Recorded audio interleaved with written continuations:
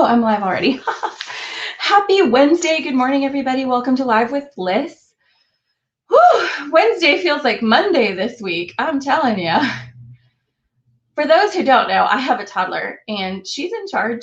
She's like, if you don't know, if you don't have kids, she's like having a puppy and the puppy never sleeps. My twin sister always used to get angry at me for comparing her children to dogs, but I don't see why. It seems like a really good comparison. Makes sense to me. Anyway, I can do it with my own kids. She can't say a thing. So today we're actually talking about billing trends at law firms and alternative fee arrangements. And this is a very important topic, as we all know, because everyone needs to make money, including lawyers and law firms.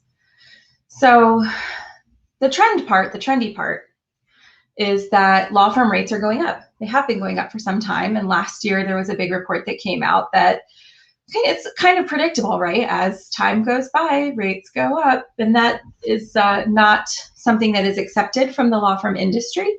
So there are firms in the US with billable attorneys charging $1,500, $1,600, $1,700, even $1,800 per hour for their expertise. You usually find this in complex commercial litigation or with very specialized attorneys who have expertise that is right on exactly what a corporate needs. Now, for some of you who don't know, I have this experience working in-house on the client side. So when I think about the services that law firms provide and how they provide them, I'm often doing it. Hey, good morning, guys. Hey, Leah. Hey, Mariana. It's so good to see you guys here. I'm often thinking about it from the perspective of the client and from what I would expect in-house and what I would have used as something to determine which counsel I would hire, which law firms I would hire. And there were lots of different things to employ. There were tools, and there are companies out there that compare what law firms charge with each other, if it's competitive or anti-competitive, if it's fair, if it's unfair, what the rules are. There's electronic billing to consider. There are litigation things to consider, risk, all sorts of considerations. And from the law firm perspective, you just want to get paid for your work. And from the client perspective, you just don't want to pay for anything, depending on where you are. And when I was in-house, the first company that I really worked for where I was hiring outside counsel or acting as the corporate representative was a privately held company. And in that setting, I had this complete luxury of instruction from the general counsel that is basically unheard of. And at the time, I was very young. I did not know how exceptional this was, but the instruction was, do what's right and best for the company. It doesn't matter how much it costs. No one does that anymore. You don't hear of companies saying, it doesn't matter how much it costs, do what's right. No. And the next big company I worked for was a publicly traded company worth many billions of dollars. And the difference was stark. And the instruction from the GC and from really his bosses or the investors was, don't spend any money that you don't have to. It has to be absolutely necessary. You want to spend as little money as possible, settle everything, don't ever go to court, like the rules were completely different. And I find that that's actually more the norm. So where does that leave us today? What is happening now? Because this time was actually quite a while ago. Prices are rising, but the client pressure to have predictability in billing has not changed. And the pressure on law firms to adopt modern billing practices, not just e-billing that kind of lean the bill and make things, well, nuanced for sure, but make things less expensive for the company and make things less redundant and say, okay, we're only going to pay these things, we're not going to pay these things.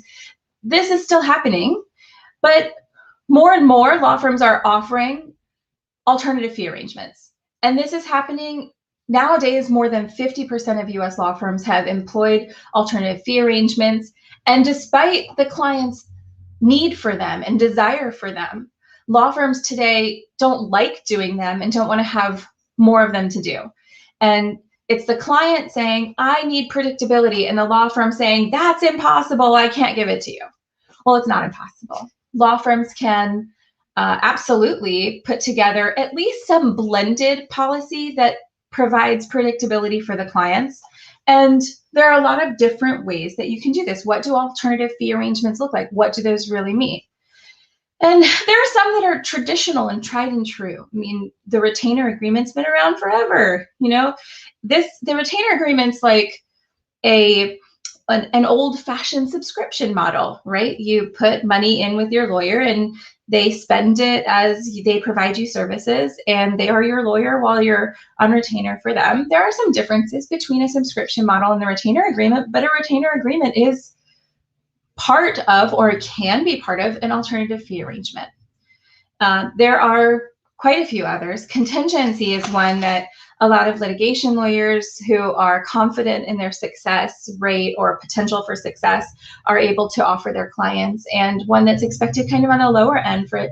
I say lower, I don't mean that in a negative way. I mean on the B2C way. If you are working for a law firm that's providing services, often in the case of family law, or if you're working in contentious lawsuits that are for smaller businesses, that the money is not as detrimental to the company or to the firm, where you're really confident in the services. And even for bigger ones, this happens with insurance defense, it happens with some other types of litigation, where they'll do some sort of a contingency. And some people think, it's all or nothing, where you have this traditional full contingency experience where they say, you know what, we are absolutely going to win this case for you, and we're so confident we're going to win this case, we are going to represent you without charging you until we win.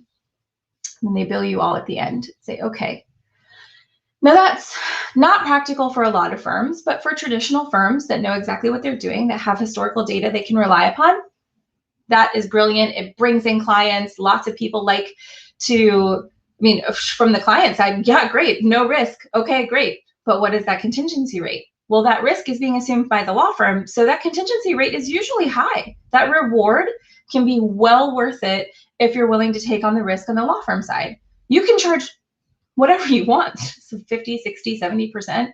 And in the case of collections work, even on the corporate side, it's common to pay those types of fees, and for the corporate to only collect maybe 20 or 30 cents on the dollar because they don't have to take the risk and they've already written off whatever's happening anyway.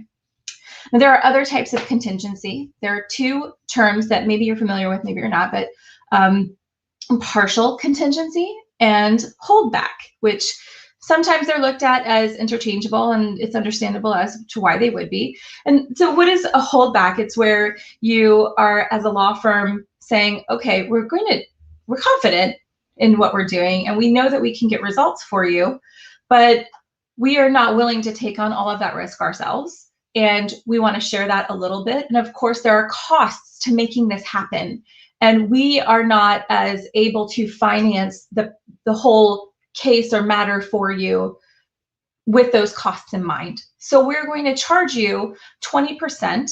We're going to do the work and send you invoices as we go for the work that we're doing. And we're going to just charge you 20%. And then the balance will be billed at the end of the matter based on whether or not we get the results that we're looking for. And sometimes you want to charge a contingency, that 20%, whether you win or lose, you get 20%, and the remainder after you win. Great. Okay. And then the partial contingency, very similar, but sometimes the holdback may be charged all at once at the end, and similar partial contingency, same thing. Maybe you're going to say, okay, 20 or 30%, we'll charge it all at the end, or we'll charge it as we go, and then the rest based on whether or not we win. What other types of alternative fee arrangements are there that people are relying upon? Well, there are the fee caps, and fee caps are becoming the norm in certain industries. There's an expectation for them. There are third-party companies coming in and evaluating law firm billing practices to put pressure on law firms to reduce the prices. As competition increases in certain sectors, you see this very frequently in intellectual property, where your competition is increasing, pressure is going down on those prices. You've got the third parties coming in, brand stock. If you don't know what they do, they'll do a survey, ask you all about your billing practices. They'll tell you you're charging 30 or 40% higher than the market. And sometimes you know, what market are they in? Because no, you're not, or you don't think you are, but maybe they will. Fees are cost up front. Yeah, well, that's another thing that people do, Mariana, that's great. Blended billing practices. So there are these charges that you might have that are fixed that you can collect on in the very beginning, especially if you have predictable administrative costs associated with the work that you're doing. This is very common in intellectual property, where you offer a schedule of charges for some of those things that are reasonably understood to cost a certain amount and that you would not necessarily pay extra for. And there are some firms that still insist on charging hourly for some of this work that can actually be commoditized, or that is commoditized and can be charged on a fixed rate. Now, I usually recommend a blended model because there are some things that are predictable and there are some things that are absolutely not. So maybe you have this kind of modern menu service charges that you can standardize and say, okay, these are the services that we generally provide. And a lot of law firms struggle with how to come up with that menu and what do we charge and how do we decide on those billing practices for this menu and for this schedule of charges that people expect to see. And this is applicable not just in intellectual property, but you use your historical data. You use your billing practices that you've had in place, and even if you've done it hourly, to make an estimate. And you say, on average, we expect to earn this much. We expect to spend this much to be able to deliver these services. So we are going to use that. And this is not a one-time exercise. This is something you should be doing at a minimum on an annual basis. Generally twice a year is my recommendation. Some firms are even doing it quarterly. That is too much if you're going to make changes with clients that you already have. It may not be too much if you're in an economy that fluctuates a lot, if you have currencies that are unpredictable. It may be common to have to go back and revisit that schedule of charges multiple times throughout the year to make sure that you have it right. Just don't spring those new charges on your clients every quarter. Make them go crazy. Usually clients expect at least a year of stability in those charges. But of course, people understand when actual costs and fees for filing with the courts, if you need to make a claim and you have to file a fee to the clerk's office, or you have to send money to an intellectual property office to get a filing made to apply for rights. These are things that we know are out of the control of the law firm and that are expected to fluctuate. Currency fluctuations are also an expectation. You don't have to lose money because of those. But putting together that menu of charges and giving your clients some predictability creates trust. You can use that as a marketing tool. It can become something completely transparent in how you practice, which also creates trust. There are very few firms in the US that put themselves out, and there are some that really stand out for doing it. I'm not going to shout them out because obviously it's not something that, well, maybe it is something they want all of their competition to see, but there are some firms out there that I find to be completely admirable in how they practice, but it's not for everyone to say, okay, these are our fees, we're putting them out there, everyone take a look. This is how transparent we are. We are confident, so confident in the work that we're providing and the services that we charge that we're willing to put them out there for you to see. Now that's a modern trend, and that is happening especially with younger generations when they're looking at the new retainer, aka the subscription model. Now the subscription model is appealing on so many levels, but for the client side, you're, with the traditional retainer too, you have predictability. You know what you're spending to get this person or firm to be your lawyer, and that's the reason that you subscribe. And you're often willing to pay more for that continued relationship and to have that lifeline, to have that constant person or team on your side to represent you in the legal challenges that you face day to day as you try and run your business and run your life, and it's worth something to you.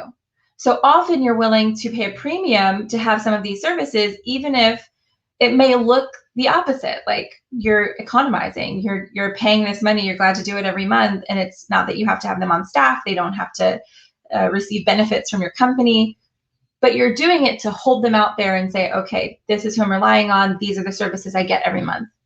Now, the way you set that up, very similar to looking at your schedule of charges, similar to looking at your historical billing and what you've been able to accomplish for other clients, and you say, this subscription includes, or these services include. This capped fee includes very specific services. When we go beyond that, we'll have to charge you hourly. That is understandable, even in today's market, that not everything is included in what you're doing. When something unexpected happens that's outside of the scope of your regular work, it is understood that there's going to be an additional fee.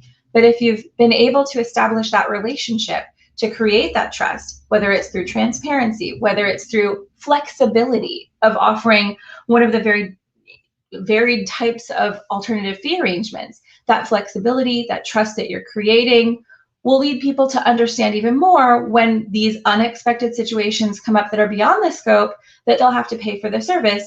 And usually they'll be happy to do it if you've been able to provide stable billing for them, give them predictability in the cost that they're doing, and actually just create that relationship, because even billing is a chance for you to show off your communication style, to foster that relationship, and to delight the client. Think about it from the value that you're providing the client and that client experience.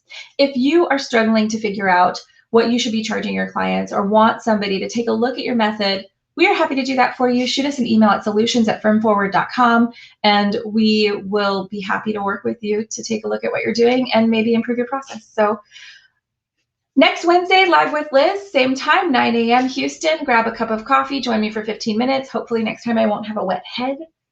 And anyway, have a good rest of your week. Bye, everybody.